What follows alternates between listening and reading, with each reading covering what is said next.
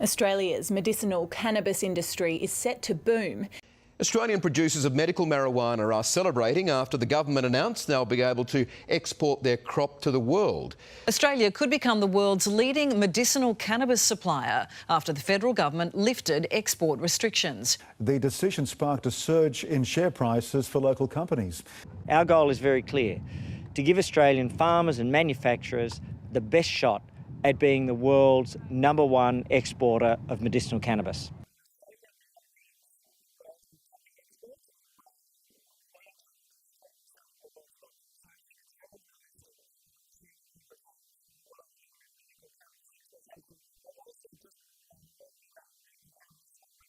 What Australia's unique advantage over other countries is based on where it's located and the reputation it has for being a world leader in pharmaceuticals. Medicinal cannabis varieties generally would be grown indoors but in greenhouses, so still utilising the sun, which will bring costs down, and that will make us competitive internationally.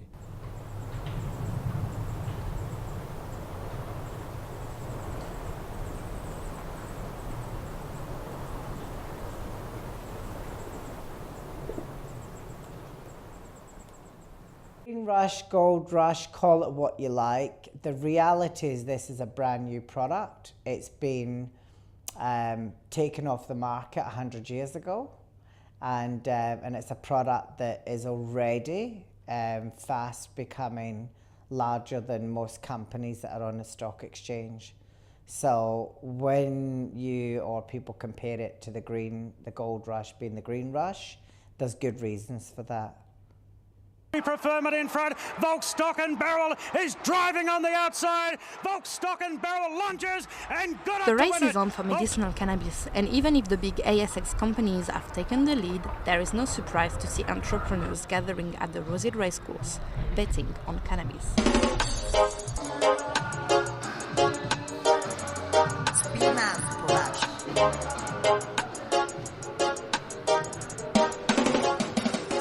The stakes are high, as medicinal cannabis emerges as the new cash crop of Australia.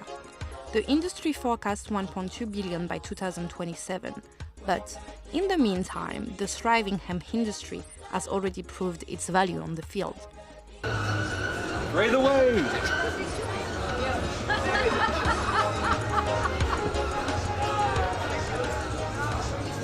Welcome to the world of hemp, the plant that keeps on giving.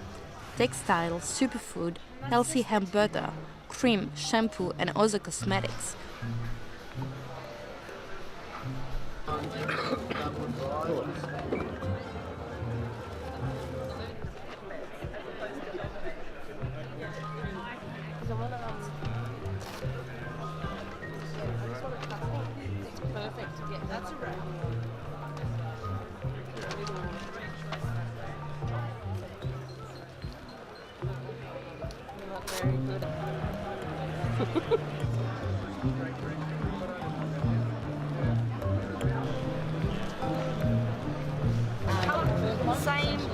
Same principle, same consistency. So just a little fine, spread on it. Might be really, really dry. Yes, they all do. So it's moisturising anyway, but it's in the next. How do you make? So I'll show you how that in a minute. So that 14 will go into a big house. But also housing, hydroponics, plastic, biofuel and fertilizer. All the entrepreneurs present at the Hemp and Innovation exhibition have chosen their hobby horse, even the traditional bong and rolling paper.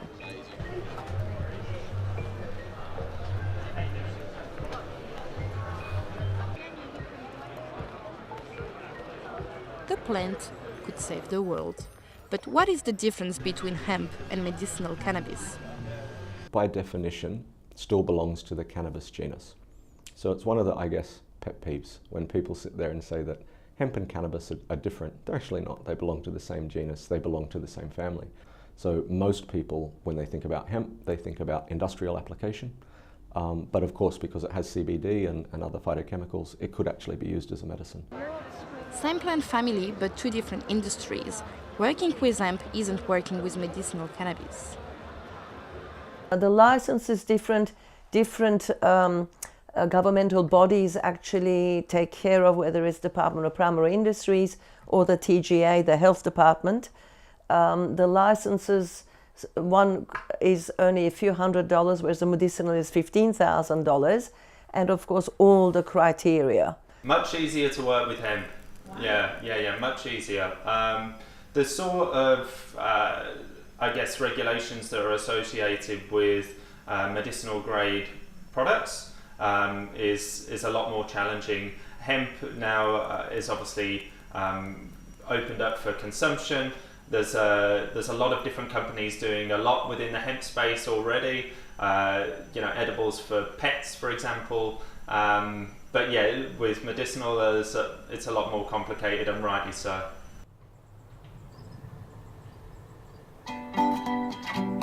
Far from Sydney CBD, it's a 3-hour drive north to the Hunter Valley.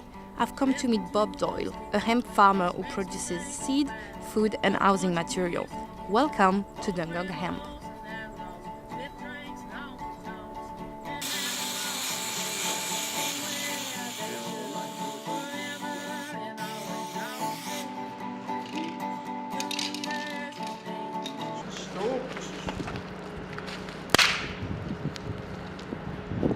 So that's the bast, that's the herd, that's what's going into the housing,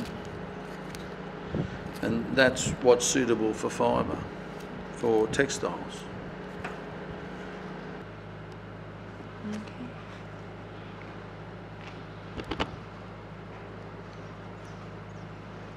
This is what a cannabis crop looks like. I can show you these, which are grown for industrial application, but I can't show you a farm specifically for medicinal cannabis, as access is restricted with a maximum security and a hidden location. Yet, both come from the same plant, like this one. So medicinal split into two sort of main camps. You've got low THC and high THC. Low THC can be grown on the same crop that we grow our food, grain crops and our fibre crops.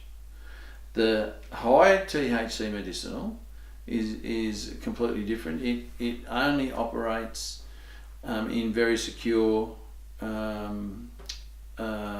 farms, and it's quite a limited market. Back at Rosehill, the race for the medicinal cannabis space remains at the starting line.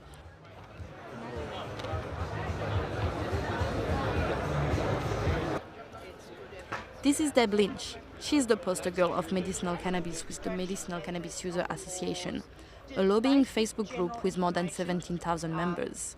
Deb Lynch suffers from multiple conditions, including Crest disease and diffuse scleroderma. In fighting for a quicker access to medicinal cannabis, she's also fighting for her life. So that he can see how it's working for you and what treatment methods you're using. And if by chance you get arrested, evidence that you're a patient and that you are treated. There are so many contributing factors to the harm behind prohibition, and it's not all about the stigma, it's not all about being arrested, it's about how it damages interpersonal relationships as well. I have 3 of my 7 granddaughters who I have been told, while I'm a marijuana martyr, I won't be seeing them. Today, Deb Lynch is facing court because she uses medicinal cannabis illegally to treat her conditions. At the moment, medicinal cannabis access in Australia can be given to a handful of diseases, including epilepsy and cancer patients to manage their pain and nausea. Many companies have said that they would have a stronger position for cultivation and research and manufacturing in Australia if they had both a domestic and an international market. I agreed with that. I thought that would strengthen the Australian market, but on an absolute condition that any company that's to be granted an export licence would sign a guarantee that Australian patients would have first access. But the access to medicinal cannabis is still difficult for patients, as it required state and federal approval, as well as the Therapeutic Goods and Administration's green light. I have tried countless times to get authorisation, and because of the regulations and how they're set up, and the ridiculous boundaries that they have put on some of these regulations, no one, very, very few people are being able to be prescribed. And when they are being able to get a prescription, it's taking between 12 to 18 months. And the amount of duplication and ongoing requests for more information, no, that's not done with any other drug. The regulation in Australia do not give a lot of hope for patients to have access to the drug, but today this access has become a necessity. If you have patients that are using or suffering from, chronic intractable pain, non-responsive to other pharmacological agents, and they're at risk of self-harm or suicide and things like that, if they are living in that type of pain, that's an emergency to be able to supply medicinal cannabis to that patient. Deb Lynch isn't the only one. Thousands of people across the country have tried to get access to the drug, unsuccessfully. However, the strict regulations do not only affect patients, but also prevent the industry from growing. Been rolling for about 10 years, which is young.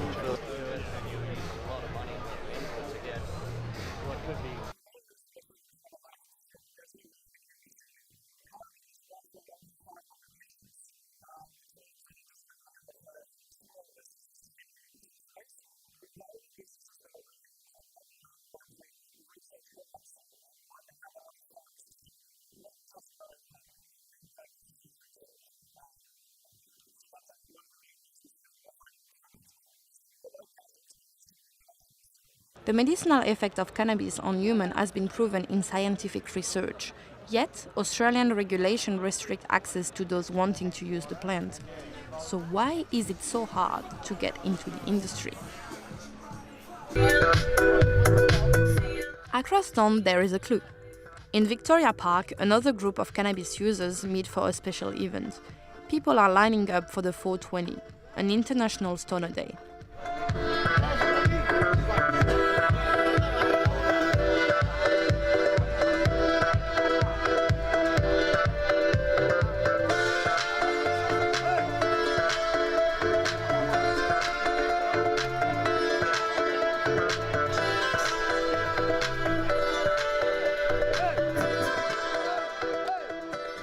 Ladies and gentlemen, that's me. Welcome to 420. I'm here with all of you beautiful people in the beautiful sunshine to celebrate cannabis, because we know that cannabis cures cancer, and we know we have the right to choose what goes in our own bodies. Yeah, Rastafari, full of selector boy. What secularly the son of the Galileo, the messenger from the legend. The main challenge we face is stigma. People just don't know enough about the plant. They think it's about getting high. And when you talk to them about medical cannabis, they're quite confused.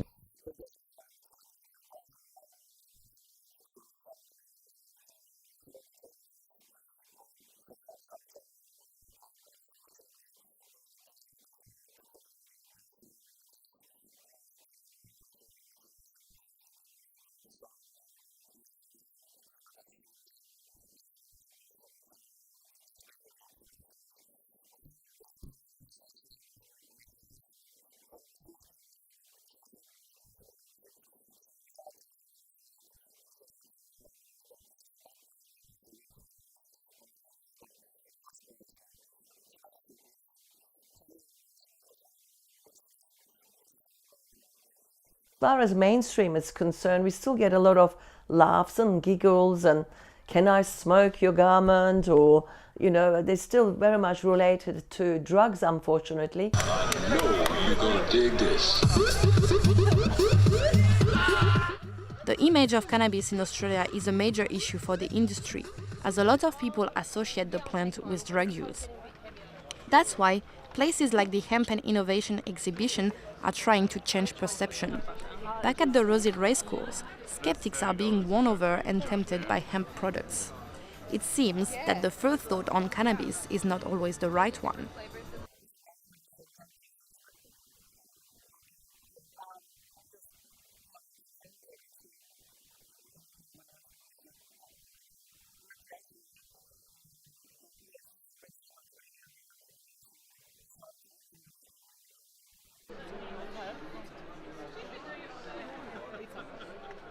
Tanya didn't come alone in this discovery journey. She brought her kids along. Nice. Yes. Cold hemp seed. See, you can get some cold. It's got labels. We're going to buy that.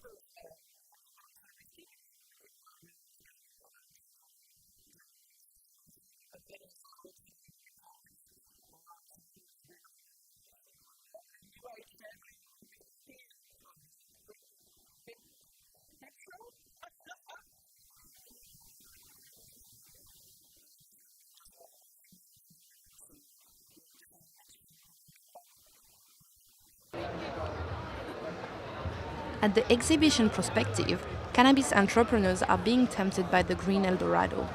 But getting a medicinal cannabis license is not that easy.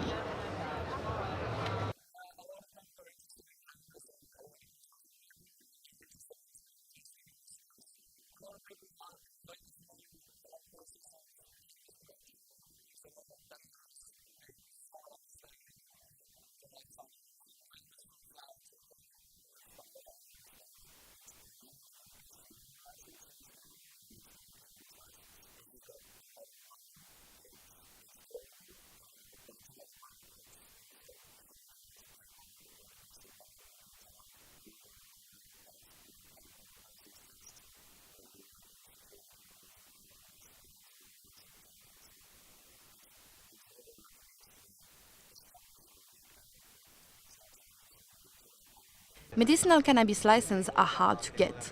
Nadav and his business partner have been preparing paperwork for 8 months. Today, they still haven't managed to get started due to the prohibitive application costs in this small domestic market. Australian cannabis regulation is tough. There are background checks for anyone wanting to work in the area. If the entrepreneurs or their entourage or even relatives have been convicted of drug charges, the licensing process will fail. This is a way to stop undesirables from entering the industry. You cannot over-regulate a drug. It's a drug. So in the wrong hands, it can be dangerous. So I think the regulations and the approach that the government take and the position that they take it warrants the time to actually get secured a permit and to be given a permit. I guess Australia, compared to many international partners on a global scale, we are a very heavily regulated country anyway. And so I don't think that's such a bad thing when it's applied to cannabis.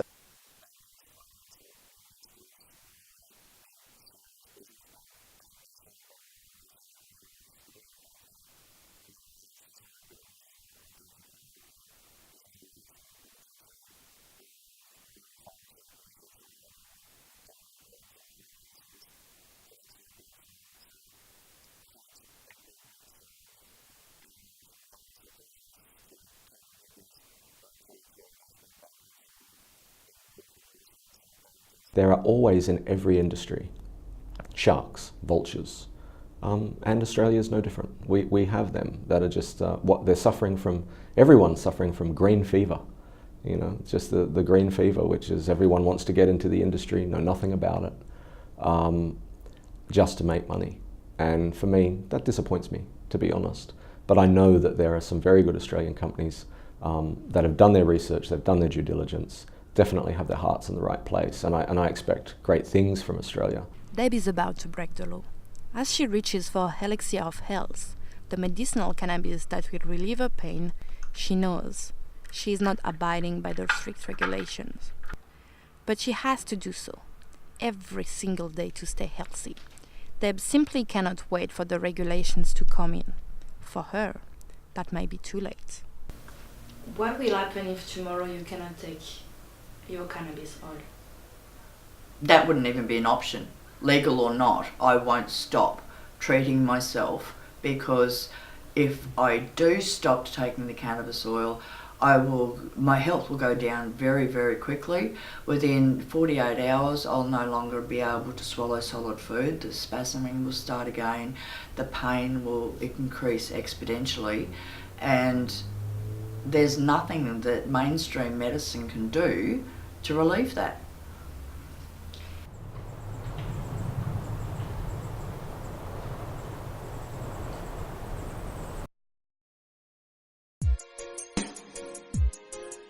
Yeah, Rastafari.